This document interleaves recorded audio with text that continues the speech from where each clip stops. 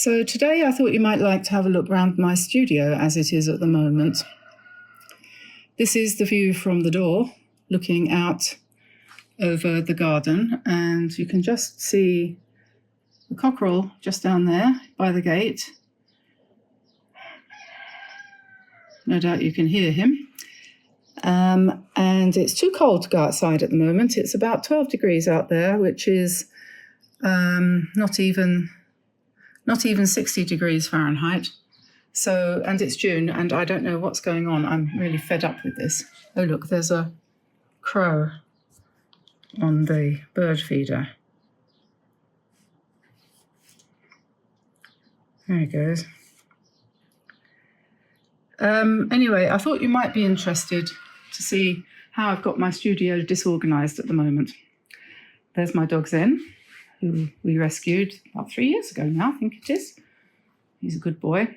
I'm inspired to do this because of Danny, who does the sketchbook school. He just posted a thing saying that if you're a Virgo, you'll be able to relate to him because he's just tidied up everything and put it all in drawers and things. And so you look at this. This is, I think it's even better than his. I've got all my drawers here with everything in, and they're all labelled with Dymo tape. I've got Dymo tape labels on all my drawers telling me what's in them. Etsy listings, animals, 2024, landscapes, and so on and so forth. And so this section here, the blue one, is all the work I've done. Then I've got here old sketchbooks and acrylic paints, oil paints, mounts, masking tape, sticky tape, everything separate and organised. I am a true Virgo, I didn't realise that. And here I've got the paints. I've just done this actually, it's just been finished. I've got my Craftamo paints, which are going to be released next year. They're in process at the moment. This is a working process for a subscription box that we're doing next year. And then we've got palettes and paint sets, all the different kinds of paints that I've got, all organised in different boxes, different trays rather. And then here I've got things like Chinese painting, paper making, I've got my gouache and pencil boxes, calligraphy, and then there's a tray here for doggy things and medical things. And then scattered around, I've got a TV here, which is an old one from the house, and I can watch videos on there when I get myself organised. And we've got various pieces of my art. There's an old painting there, this watery one, that's from years and years ago. Then there's this abstracty thing that I did as a video not long ago. Then I've got a teddy bear up there that was sent to me by Sylvia in Germany. That's my daughter when she was graduating about 100 years ago. And plants and so on. So that's how we've got that all organised. And then over here, this is, oh, hello, Oriole. Say hello to the camera. That's my Spanish cat. He was rescued in Spain from a garbage bin. I've got IKEA shelf units here that contain basically my art library and our gardening library. And most of these books were obtained secondhand from local charity shops. We don't buy these books new. We basically save their lives, you know. And then here we've got my current watercolor brush selection on this trolley. These trolleys are very useful. If I can find links to any of the sorts of things that I'm using, I will put them in the description below, because I know people are always on the lookout for good ideas. Here, this is a plan chest. And if you haven't got one of these, but you do have space for one, it's a really good idea because it has huge drawers, and inside you can keep full sheets of paper. And this whole thing, I inherited this from my mother-in-law, and it's absolutely chock-a-block full of large sheets of paper. And in the top, oops, In the top drawer, I keep quite a lot of large sketchbooks as well, this kind of thing. And also for paper, we have, this is another IKEA object. I've noticed quite a few people have this one. This is called Alex, I believe. And Alex contains more sketchbooks. All of these have all been donated to me by manufacturer, Clairefontaine actually. And so I've got quite a good stock at the moment, more than I could possibly use. And this particular chest takes up to 16 by 22 inch paper. So that's quite a big sheet. It's not a completely full sheet like the plan chest takes, but it does take quite a big sheet. So it's a really, really useful little unit and very neat. So that's something I recommend. Then on top here, this is an old desk from before, which I painted white. It used to be brown. And here's my mess of the day. Prior to starting to make a video today, I thought you'd like to see the mess I get into. This is my workstation. Oh, this is a little unit that I got from Meeden. It's little drawers. And it's really handy, actually, because I've got my washi tape in there. If you've ever wondered what to do with your washi tape, I've got knives in here, pens, all organised. So I've got some pastel pencils and ordinary pencils in there, and so on. That one's empty. I had the Viviva paints in there, but they're not there at the moment. What else? Okay, over here we have the packing station. This is where I get things ready to be sent out when people buy something from Etsy. So cutting mat, small cutting mat, sellotape and everything, and all my stationery and all these kinds of things are in these drawers here. This is more IKEA. I don't know if they still make this unit, so I'm not going to talk too much about it, but it was a kitchen unit that they used to make, and I bought it when I set up the studio about 10 years ago, and I've always been very glad that I did. And this one also, very, very sturdy, very heavy, and absolutely perfect for the function for which I'm using it. And on top here, the printer, music station, and some more paintings. And over here, this shelf has just been reorganized, and it's basically containing lots of empty things at the moment. So that's not terribly exciting. Here we have a paper cutter and guillotine, or whatever you want to call it. Some plants. Upstairs, I'll look upstairs in a minute. Here is where Tamsin works, and she does all of the video editing and most of the admin for the studio. She doesn't take up much space, just a little space here with lots of screen, very old iMac, quite a new MacBook, and a screen. So she uses these two in conjunction with each other. And then we have a scanner, and down here, there we have, underneath that cover is a large high quality printer for printing prints, cat litter box, and our little kitchen area where we make our drinks and so on. There's some more books. This is the cat feeding station where the push cats come to have their dinner. And upstairs, I'm very lucky to have all this space. I know that, but just thought I'd share it with you. Upstairs is my sewing domain. I have my sewing machines, Tamsin's guitar, spinning wheel. I sometimes have a weaving loom out up here, but over here I've got my current spinning project here, and my carder and niddy noddy and everything's over there, and stock of wool and some more books. Yes, nice and warm up here, actually. The heating comes up. It's too high. So there we are.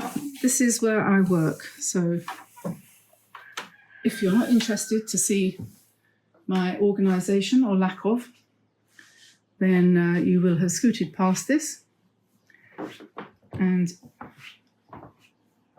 I'm going to now sit myself down at my desk and try to sort things out a bit and get started with the video.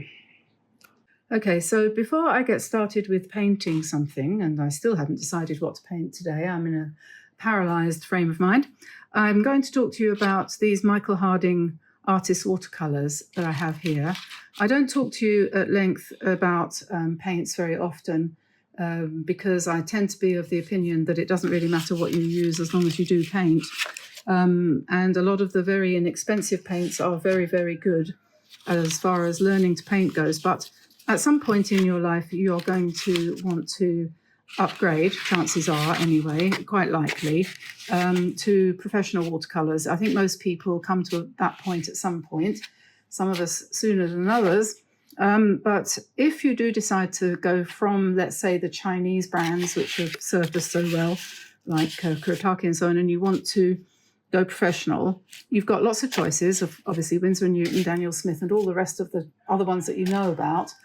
But for the last considerable number of years in England, Michael Harding has been making oil paints and watercolour paints now, which are considered to be some of the very best that are available anywhere. And now he's offering them for sale also in America. So not only do we have them in Europe, but you have them too. You have the opportunity to buy these paints in America. And I was fortunate enough to be given a set by Michael Harding. I'm not pretending that I went out and invested in these, although I was going to. In fact, I had put in an order with Jackson's for Michael Harding paints. And then I suddenly thought to myself, I wonder whether they would send them to me for free.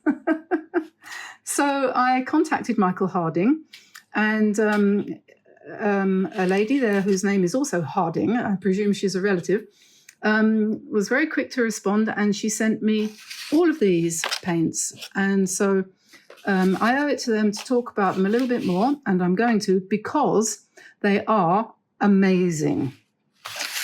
Now, before I start telling you anything more about the paints, I'll show you some of the paintings that I've done just lately using them.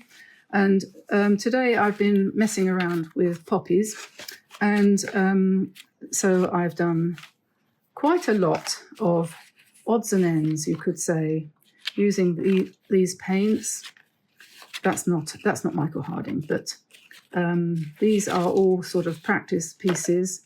And I thought we might possibly, if I can concentrate long enough, do some California poppies today. This is the sort of thing that we can do.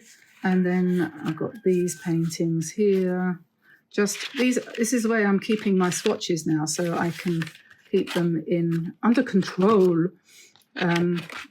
So yeah, that, and then proper paintings here. We've got some. Whoops, that's not clever, is it? Oh dear, that's not clever at all. Anyway, dragonflies, and more poppies, and little birds. And more poppies. And this one you remember. And more poppies. I've been trying to learn how to paint poppies. You know, they always defeat me. I'm never happy with my poppies. And I know that quite a lot of people feel the same way. Quite like those ones. Quite pleased with those. They were done with Michael Harding paints, and this is on a piece of Meeden. And so that's quite nice. I can't put it down, can I? Because that's an old one. That's not very good. That's not very good. This is done on arches. I always get frustrated by arches. I can never make it work. I end up putting ink over the top of it. That's arches as well, incomplete. But this one, actually, I think that was Meeden. Yes, it is, because it's got the sticky. Yeah, that's Meeden. And that one worked. That's Michael Harding and Meeden paper. So there we are. This is the botanical set, and in it you will find phthalocyanine blue, sap green, hooker's green, aqua green, bright green, green gold, lots of greens, you might notice. Not so good on the reds. Azo yellow, quinacridone gold, burnt sienna and quinacridone purple. Very nice for English meadows and calm botanical scenes. I asked to be sent that one, and in addition I asked for these ones because obviously it's very light on reds, not a red strong palette there. So I also got quinacridone rose, alizarin crimson and azo orange, benzimidazolone orange, azo orange for short. And those three colours are these ones here, which are perfect for painting poppies. So if you're looking for three reds to paint poppies with, you could do worse than that. You can get these colours in other brands as well, but these ones are very nice. Blue Verditer I asked for, which is this colour here, which is a kind of opaque kind of blue. Perylene Green, which is this one, very, very dark green. And Moss Green, which is this one here, which is a very yellowish green. And Warm White, which is similar to the Buff Titanium. It has the same kind of function. You can see it here. This is the Warm White, I think, and that's the Buff Titanium. No, that's the Buff Titanium. Yeah, and that's Warm White, and that is Jaune Brilliant from Holbein. So those three colours are quite useful when you want to make a colour into an opaque colour. You can just add a little bit of that into the transparent watercolour, and without changing the colour too much, you'll get a more kind of pastel shade.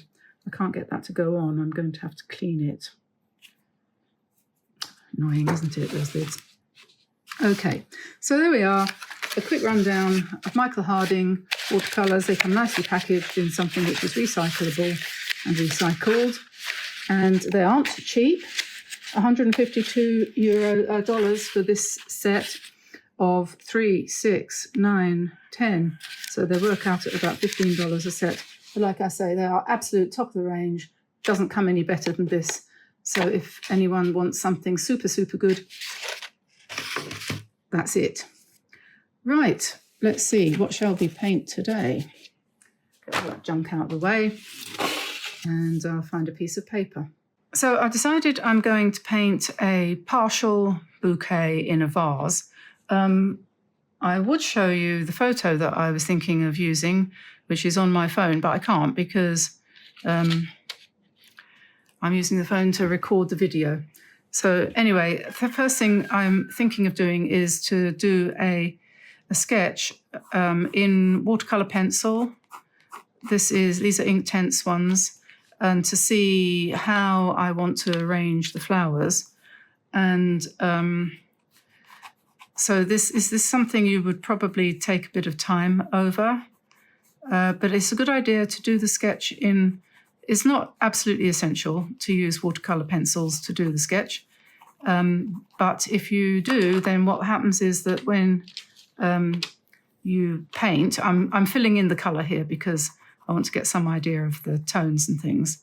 But if you just do the outlines in watercolor pencil, so like leaves like that, just do the outlines, then when you paint with a brush and everything, they will more or less disappear because the lines will melt away in the water that you add. So there is that. What colour is that? Orange. Okay, so let's go for purple or something like that. So I'm just kind of doodling here some kind of design and doing multiple different kinds of colours. We have another daisy here or something like that. And you can spend as much time or as little time as you want on this design part of it. And you can sort of design yourself a vase or something like that with stripes or circles or whatever you want. That was a song too, wasn't it? Status Quo, my favourite song of all time. Not so much for the song, but more for the dancing around on the stage and looking hyper. Remember that one? Francis Rossi. He was born in the same town I was. He was born in Forest Hill in London. And his father was an ice cream man and used to come around selling ice creams. And he used to come actually to our house. So I have 3 degrees of separation from Francis Rossi. Occasionally he used to come with his dad apparently, but I don't remember ever seeing him. You probably don't know who Francis Rossi is, but if you do, you know what I'm going on about.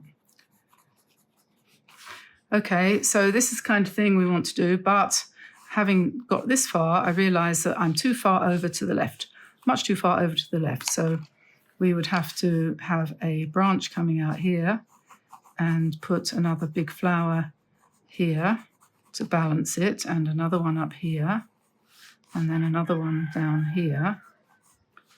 And maybe, no, yellow's no good, is it? Orange, perhaps. And then maybe something down here like that.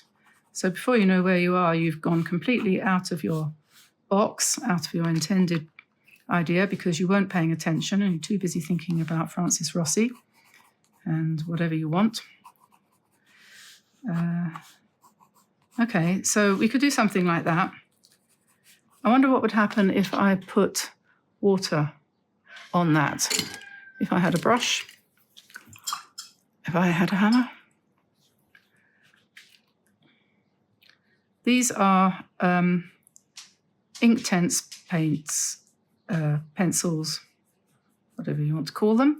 I contacted Derwent about this because people were saying they're not watercolor, they are ink, but they aren't.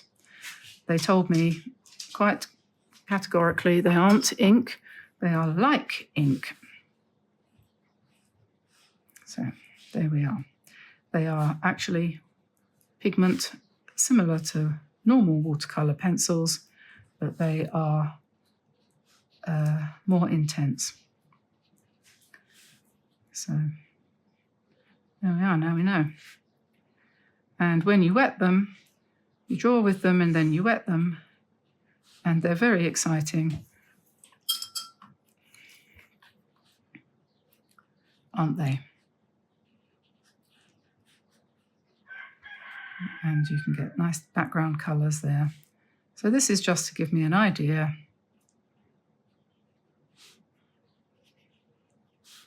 of what I might paint today.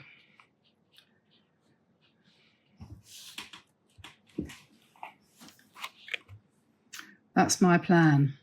One big flower, I'm going to make it a little bit further over to the right, I think.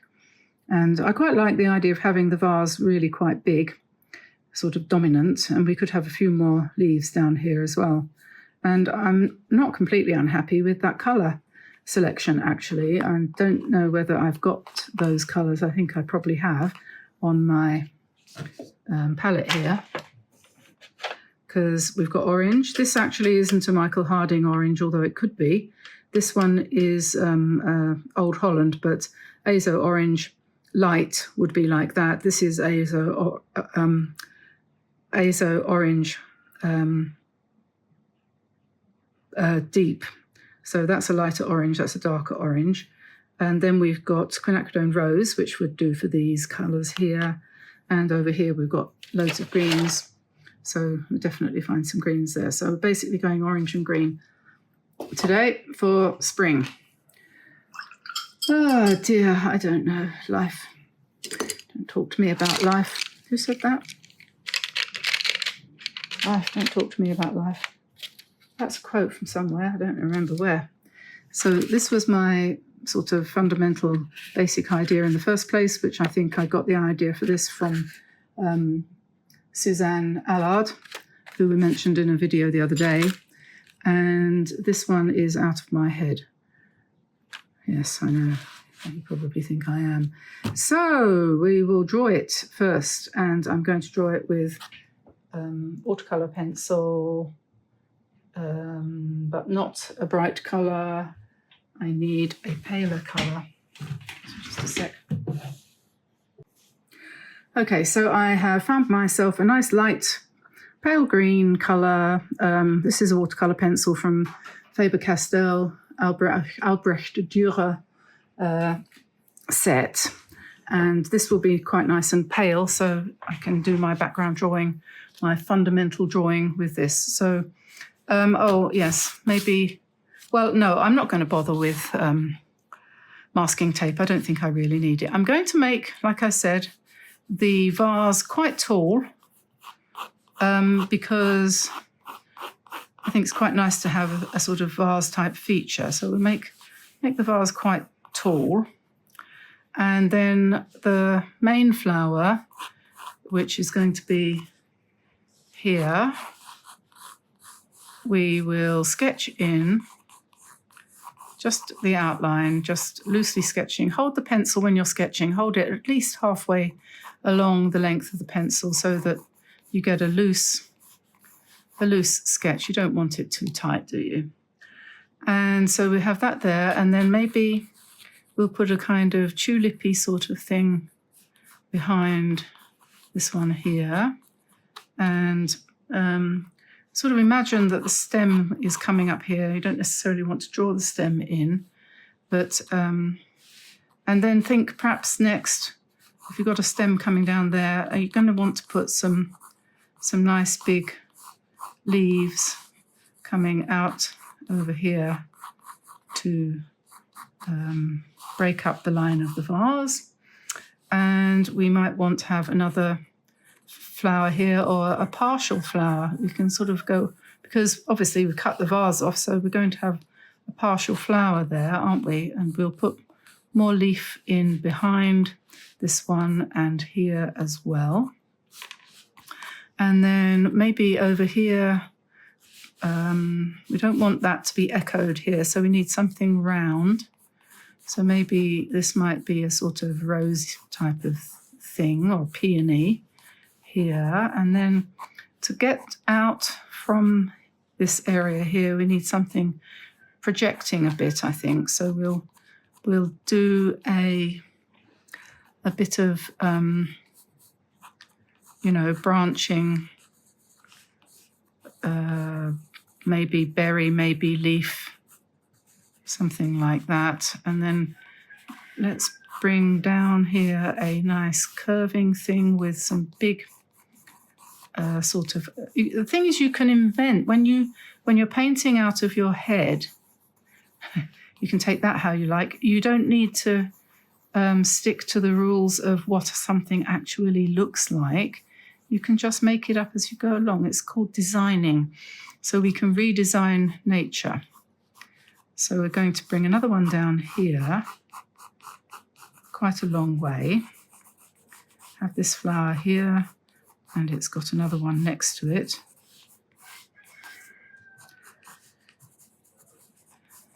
There we are. So we have that coming down. I don't know what that's all about, but we'll see. Another one of these leaves and a stalk with another leaf coming down here. And when we start to paint, obviously, we're going to have a certain amount of different ideas as to how the colours go. We might change what we do a little bit. So I'm just going to put a sort of zigzag design on the side of the vase here. And then we'll get started with the painting, I think. And so I hope you can see that. There's a bit of a gap here, but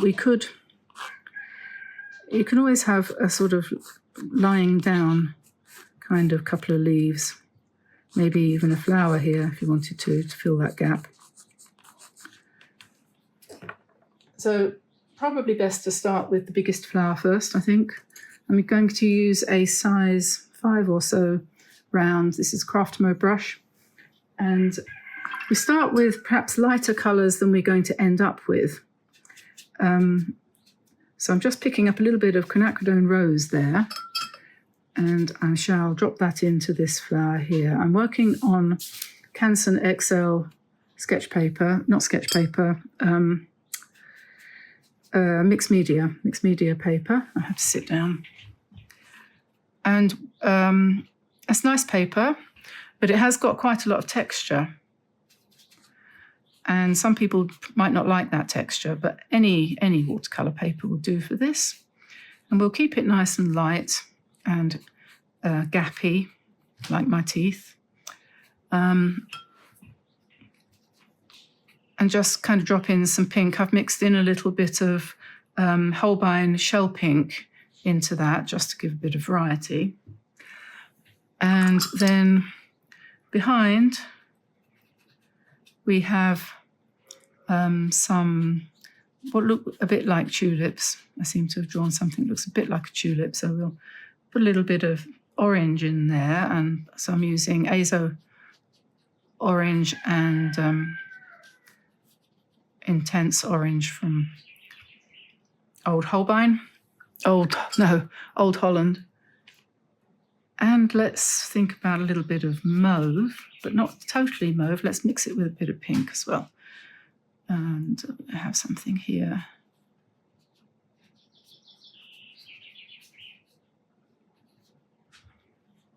Like that. And put a bit of yellow in the middle of that one. And let me see. I suppose probably we want a little bit more pink for these ones here, and we will make it a little bit darker.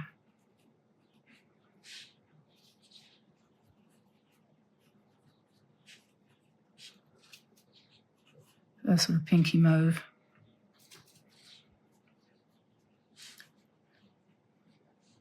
I don't believe in pre-mixing all your colours before you start. I don't think that gives a very free and easy kind of effect, which is what I'm personally always looking for. Mixing your colours on the palette beforehand is going to limit you, really. So better to learn to mix your colours on the paper and let them hang out with one another in the way that they want to. And then you get this looser, more lovable effect. More pleasing to the eye. I'm kind of concentrating quite a bit on pink. As you can see, pink and lilac, that's what seems to have come to pass. And I'm going to put another pink flower in here. And I think we need pink here too, or mauve. Let's put, I didn't actually paint a flower here, but I'm going to put one in now.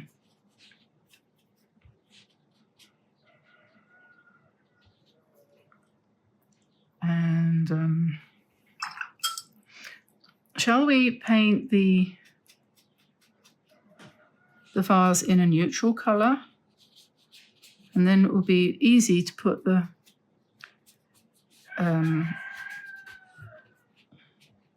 leaves over the top. So let's use a bit of quinacridone gold mixed with a bit of pink. It should give us this kind of soft browny colour. Not sure if that's going to work. We'll see. Keep it light.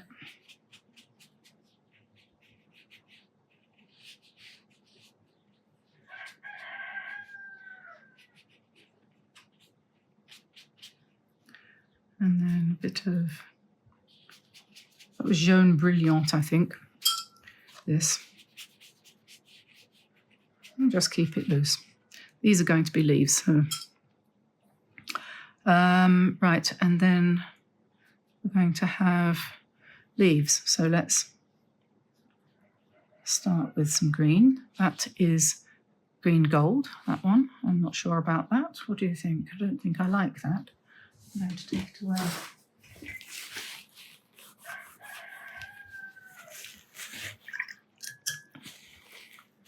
What about moss green? That's better.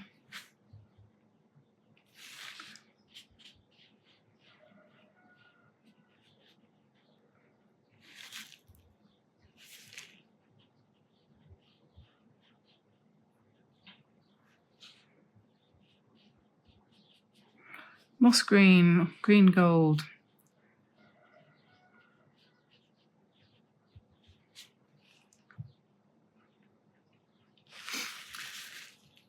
Well, how's your week been? Let's put some stems up here and then I can put these berries in. Well, actually, what I probably ought to do is do a bit of background up there, I think. And I'm going to get a bigger brush, much bigger. And let's go for some verditer blue. We'll just pop some blue in up here.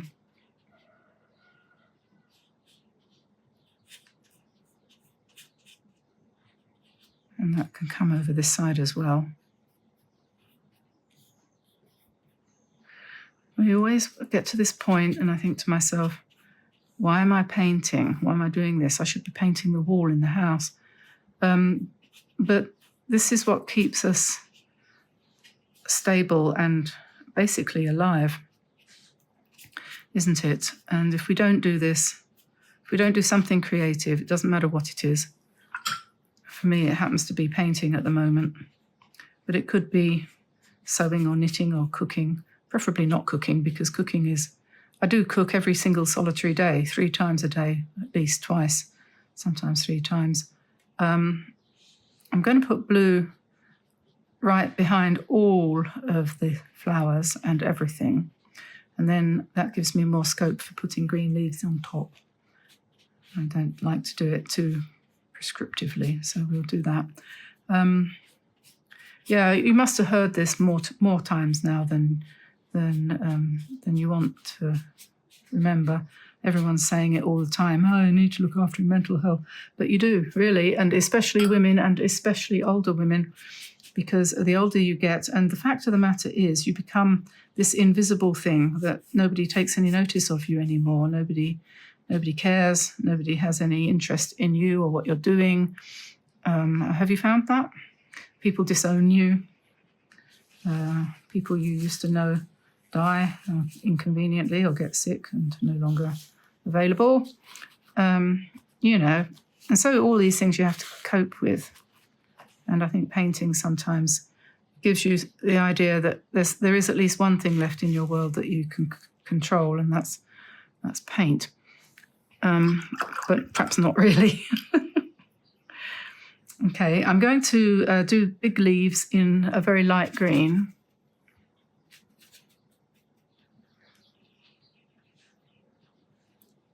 That's a better green, I think. And I'm not going to make them very shapely. I'm going to do them pretty much randomly, so they're incomplete. Oreo.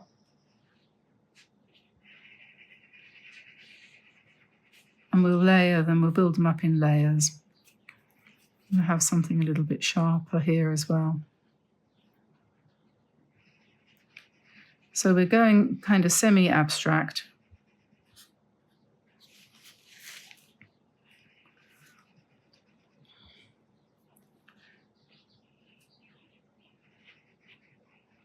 Nice and loose, whatever occurs to you, and for everyone it will be different.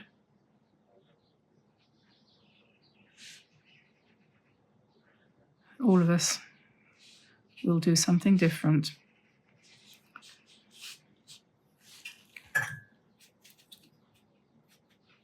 This perylene green is nice. It's nice and strong. Strong but soft, like the ideal man.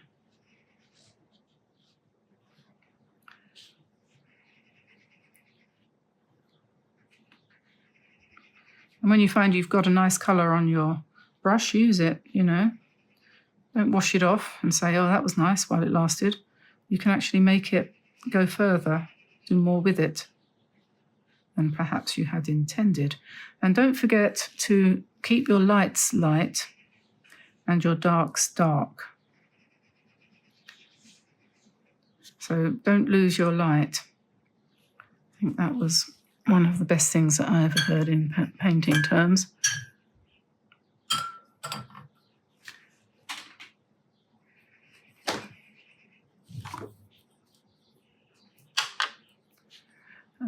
Right, orange we have up here. Need a little bit more colour on this one. I think I could do with a bit more orange. Maybe I'll turn this flower here into orange, or orangish.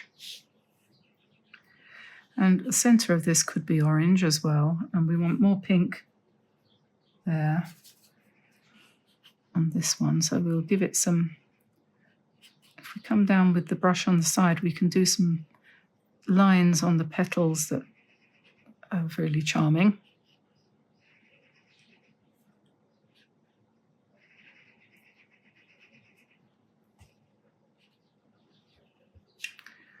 Okay, and then with a little bit of a darker mauve, we'll do the same down here.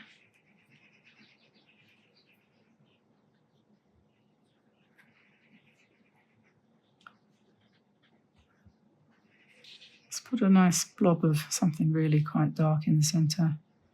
And this brush has a very nice tip. Point is quite tippy, quite pointy, and we can just do some calligraphic lines there to make it more interesting. We can go back to the pink, do the same here. You could have some dots. This one's much bigger, so you have to be a little bit more fussy.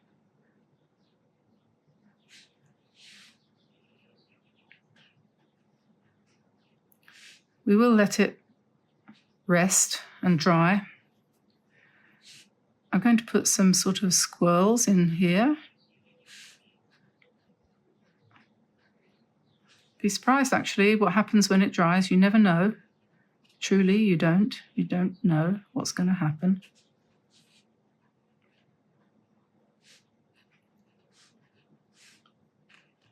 But it will improve. There's no doubt about that. I'm going to make some slightly opaque mauve here and just try some sort of fragile lines on these flowers here and see how that goes, and this one too.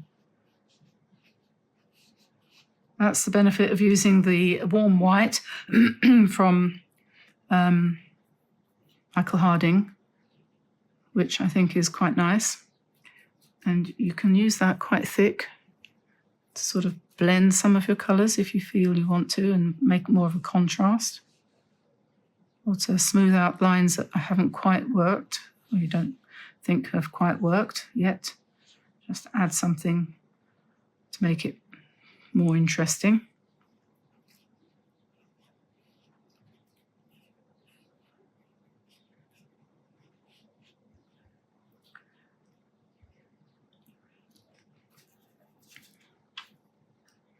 Let's have a few more darks, perhaps. So where the darks are hinting, that's where you might want to continue a bit. I think I might want to put a bit dark in there. Maybe here. But don't put the darks everywhere, just here and there. See how it looks.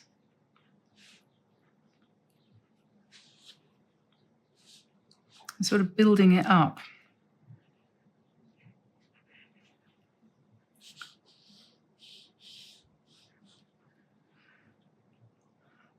It's possible that we might have got to the point where we need to let it dry completely before we do anything rash. So I think I will do that. I think I need to actually break this a bit, but I'm not quite sure how, but I don't like those two. I need to make that into 3. And these need to be enhanced a bit. Could make them a bit rounder and a bit darker.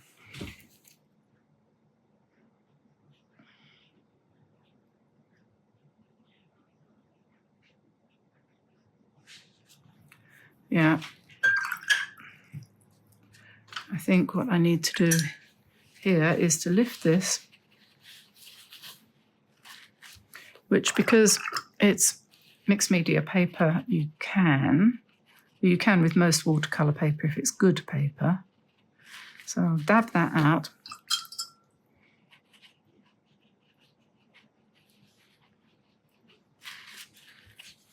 And then I'm going to get some more or less opaque pink and put that in the front there, and a bit darker as well.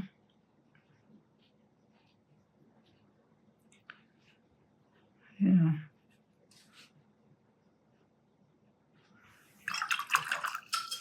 I think that'll be okay when it's dry.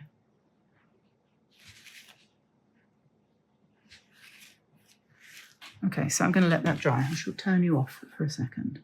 Okay, so I think what we need to do now is to finish off our design on our pot, which is down here and is kind of invisible. So, because we had a light colour, so I'm just going to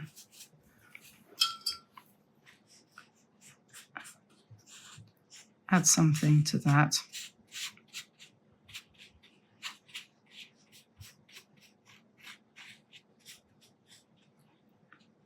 Yeah, so we've got a sort of,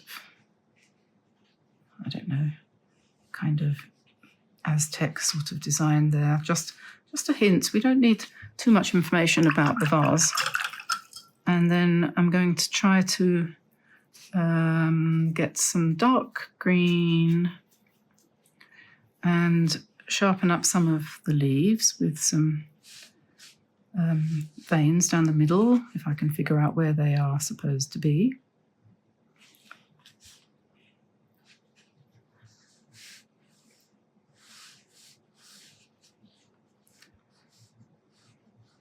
Use the tip of the brush to just stroke in a few veiny type things. Really don't want too many. And I think probably the best thing to do often is to just emphasize what you've already got. Otherwise it can be ruined. So where you've got a dark, come in darker.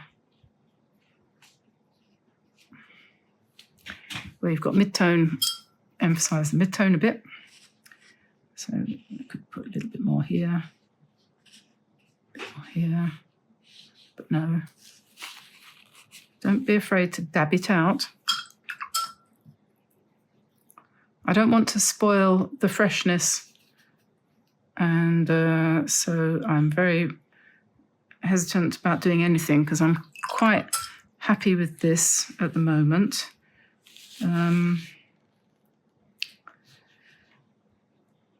You know, because you have to think. You can't just, if you're painting like I am on the hoof, so to speak, I'm actually doing this. You know, this isn't edited. I am actually doing this painting as we speak right now. And if I wasn't, I could go away and think about it and come back and it would all look so much better. But I'm doing it now. You're with me in my studio. For better or worse, for good or bad. The thing is that when it dries, tomorrow it'll look completely different.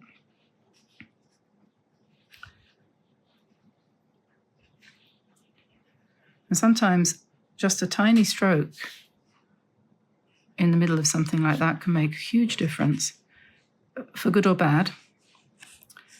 And I'm reluctant to do much here because I know this is run, and I don't want to make it look. I think what I might do actually is I might come out here like that, and maybe here. And we'll see how that goes when that's dry. Okay, so I'm going to stop now. I think that's probably done, as good as it's ever going to be. And I hope you enjoyed watching me do that. I hope you enjoyed the wander around the studio as well. I'll put as much as I can think of in terms of links to things similar to what I've got, just in case any of you are interested. And if I don't manage to find the thing that you're interested in, if there is anything, don't hesitate to leave a comment in the comments below, and I'll try to get back to you with an answer. What was I going to say? Don't forget to visit us on our website, dianeantone.com, where you can get sketches for all the paintings that I've done that require sketches, and sign up for our newsletter, which comes out every week, which often has sort of free offers on it. So that's a good thing to be connected to. And don't forget, if you would like to become a member, we have Patreon, and we also have membership here on YouTube. So you can choose which of those you prefer. And we are updating and revamping our Patreon soon. So that's going to be getting a lot better. So yeah, I'll say goodbye now, and I will see you again soon. And happy painting to everyone. Keep smiling. I'll see you again soon. Bye for now, everybody. Bye-bye.